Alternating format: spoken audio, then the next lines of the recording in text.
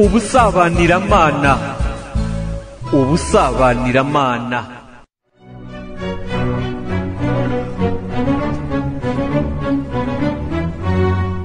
Ndabashuhuje cyane kandi mbahaye ikaze mu kiganiro UBUSABANIRAMANA. Iyi ni episode ya 7. UBUSABANIRAMANA ni ikiganiro mukurikiramo inyigisho n'inama za Mutagatifu Francisco wa Sale ku rugendo rw'UBUSABANIRAMANA, kuri mwe muri iyi nzira y'UBUSABANIRAMANA ndetse n'ubukristo nyabwo, ubukristo buhamye. Uyu mubyeyi mutagatifu aratugira inama zikomeye. Mu kiganiro cy'ubushize yatubwiraga icyo Imana yaturemeye. Muri iyi episode tugiye kureba ibindi bice bikurikiraho, twese turi hamwe dusangire kandi tunyurwe n'iri funguro rya roho. Ndagushimira wowe warutegereje iyi episode ya 7, wewe wanogewe n'iyaherutse kandi ukomeza no kureba izindi episode zabanje. Warakoze cyane gusangiza abandi iki kiganiro, bityo ukaba warabubatse mu busabanyiramana, ari nako ubakangurira gukurikiriza inama z'ingenzi ku buzima bwacu bwa roho. Ndabasaba kandi gukomeza kunsabira n'abandi subscribe, ari nako mutanga ibitekerezo ndetse n'inama n'ubuhamya kuri iki kiganiro aho hasi muri comment. Episode ya 7 twagiye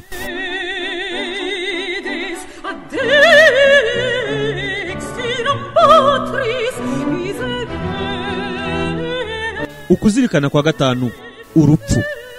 Umwiteguro ishyira imbere y'Imana, yisabe inema, ishyiremo kuri umurwayi w'indembe mu buriri wenda gupfa, nta cyizere na gike cyo kurusimbuka. Ibyitabwaho, ibaze ko utazi umunsi w'urupfu rwawe. Roho yanjye, umunsi umwe uzasohoka muri uyu mubiri. Ibyo bizaba ryari?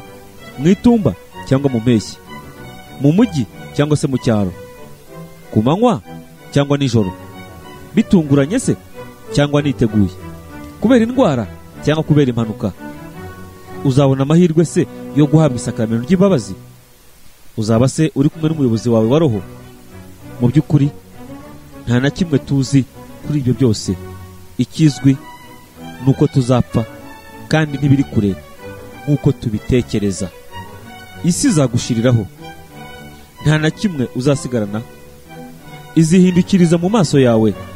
Icyo gihe ibishimisha, ibidafite akamaro, ibyishimo by'isi n'ibindi byose umuntu yakunze by'amafuti bizatubera nk'abaringa n'ibicu. Yo, mbega ngo ndaruhira ubusa. Ibintu bidafite agaciro koko niyo byatumye ngomera Imana? Uzabona ko witandukanyije n'Imana kubera kwiruka inyuma y'umuyaga, ahubwo usanga UBUSABANIRAMANA n'ibikorwa byiza ari byo bikwiye kwifuzwa kandi bifite uburyohe.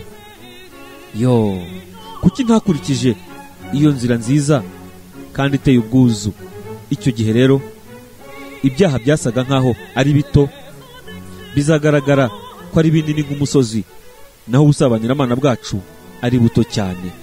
Tekereza uburyo roho yawe izasezera burundu kandi itabishaka kuri iyi si.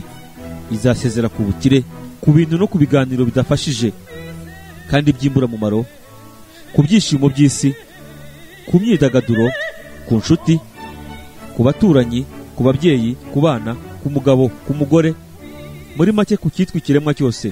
Ubwa nyuma na nyuma isezere no ku mubiri wayo. Izawusiga wataye isura, wangiritse, usa nabi cyane kandi unuka. Reba uburyo bazihutira gukuraho uwo mubiri bajya kuwuhisha mu gitaka. Ibyo birangiye, isi ntizongera kugutekereza ukundi, cyangwa se ngo inakwibuke nk'uko nawe utigeze utekereza ku bandi. Bazavuga gusa ngo Imana imwakire mu mahoro. Ubwo bibe birangiye, warupfuwe.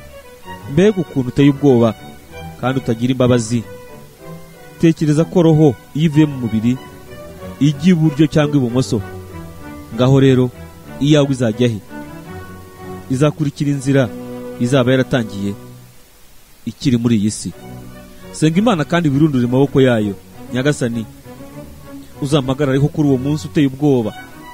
Mfasha kugira ngo iyo saha izambere nziza inampire, ahubwo yenda andi masaha y'ubuzima bwanjye azambere amaganya n'agahinda. Ihambure ku isi, kubera ko ntazi isaha nzakuviramo wasi we. Nta mpamvu yo gukomeza kukwihambiraho. Inshuti zanjye mwese, namwe bene wacu nkunda, guhera ubu nimubinyemerere mbakunde, gusa urukundo rutagatifu rushobora guhoraho iteka. Ni impamvu ki yo kubizirikaho, kandi ari ngombwa kuzabasiga tugatandukana. Ndashaka gutegura iyo saha kandi ngakora ibikenewe byose kugira ngo urwo rugendo ruzampire. Ndashaka gutunganya umutima wanjye uko nshoboye kose, kandi ngashyira ku murongo ibi n'ibi ntatunganyaga. Umwanzuro: shimira Imana yaguhaye iyo migambi, kandi uyiyiture, uyisabe kuzapfa neza ibigiriye urupfu rw'umwana wayo. Iyambaza umubyeyi Bikira Mariya n'abatagatifu kugira ngo bagutabare. Vuga Dawe uri mu ijuru, ndakuramutsa Mariya, uca uturabyo duhumura neza.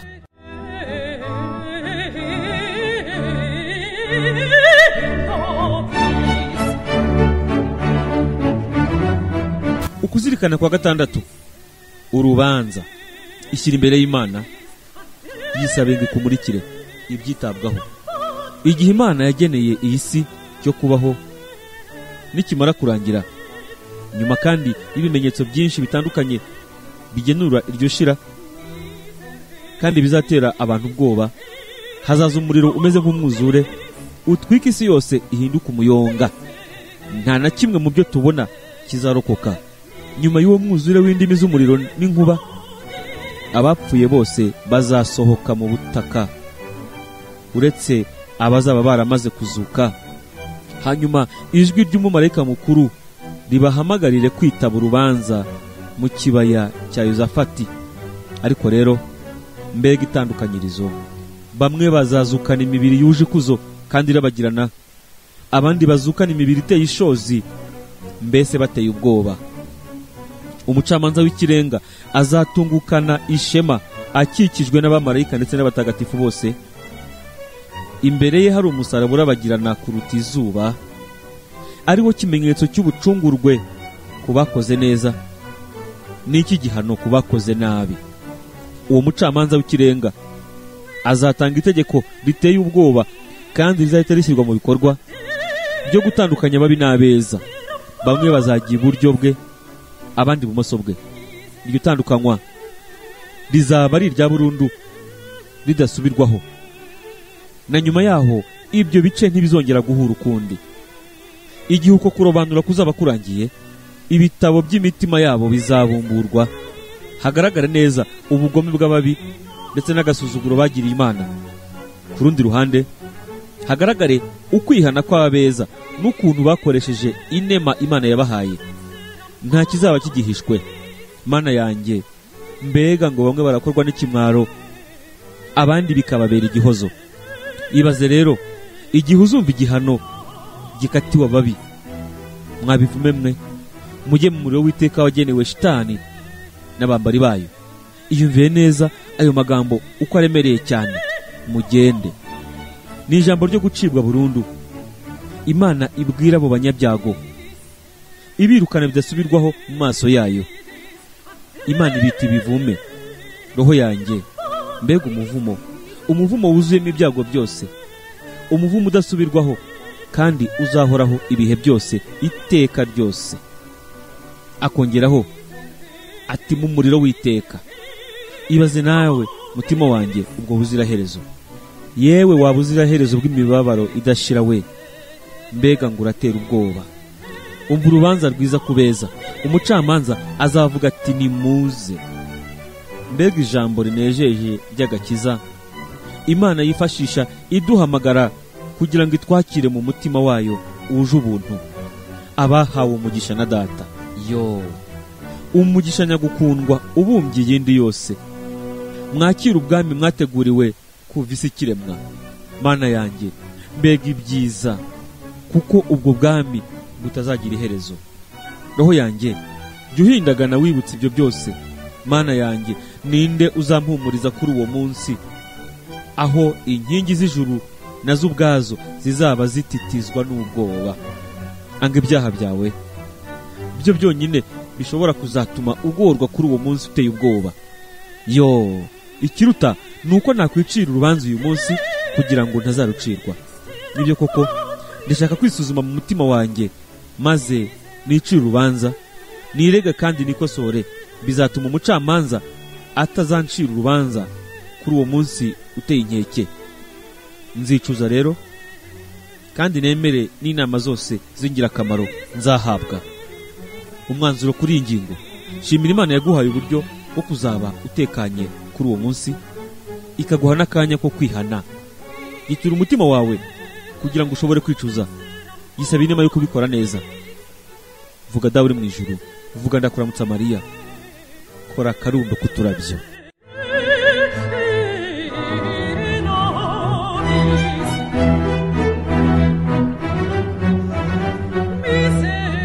Ukuzirikana kwa karindwi: umuriro w'iteka. Ishyira imbere y'Imana, icishe bugufi kandi uyisabe kukuba hafi.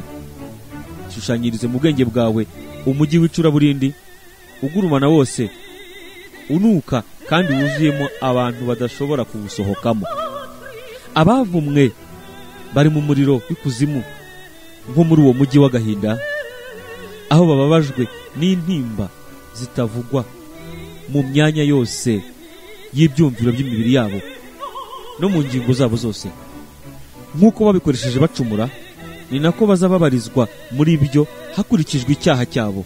Amaso yabo, kubera indoro mbi kandi idakwiye, ntazahwema kubabara areba amashitani n'uwo muriro utazima.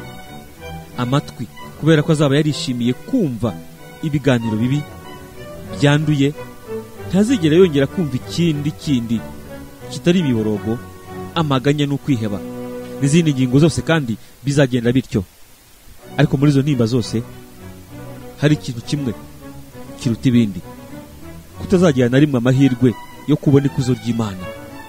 Niba Abusalomu ahamya kutabona uruhanga rwuje igikundiro rwa se Dawudi byari bimukomereye kurusha ubuhunzi, Mana yanjye, mbega agahinda ko kutazabona na rimwe uruhanga rwawe rutuje kandi ruteye ubwuzu. Ibaze cyane cyane ko ibyo byago bitazagira iherezo, byo nyine bituma uwo muriro w'iteka utakwihanganirwa. Mbega ko iyi mbaragasa yinjiye mu buriri bwacu, cyangwa se igihe umubiri uhinze akariro gake, bituma ijoro ryari rigufi ritubera rirerire ndetse rikaturambira. Iryo joro ridashira mu mibabaro itagira ingano, byo rimeze rite? Aho hantu havubuka ukwiheba guhoraho, ukwitotomba n'umujinya bidashira, ibyifuzo n'imigambi. Tera ubwoba roho yawe wifashishije amagambo ya Izayi, uvuga uti: roho yanjye, ese ushobora kubaho ubuziraherezo muri iyo mibabaro idakama rwagati muri iryo tanura ritwika? Urashaka koko kwitandukanya n'Imana yawe ubuziraherezo? Emera nyamara ko inshuro nyinshi ari cyo wakoreye. Ariko rero kuva ubu niyemeje gukurikira indi nzira. Ni kuki najya muri iyo mibabaro? Ni kuki najya muri iyo nyenga? Nzihatira gukora ibi n'ibi kugira ngo nirinde icyaha cyo cyonyine gishobora kunjyana muri urwo rupfu rw'iteka. Shimira Imana, uyiture imigambi yawe, usenge.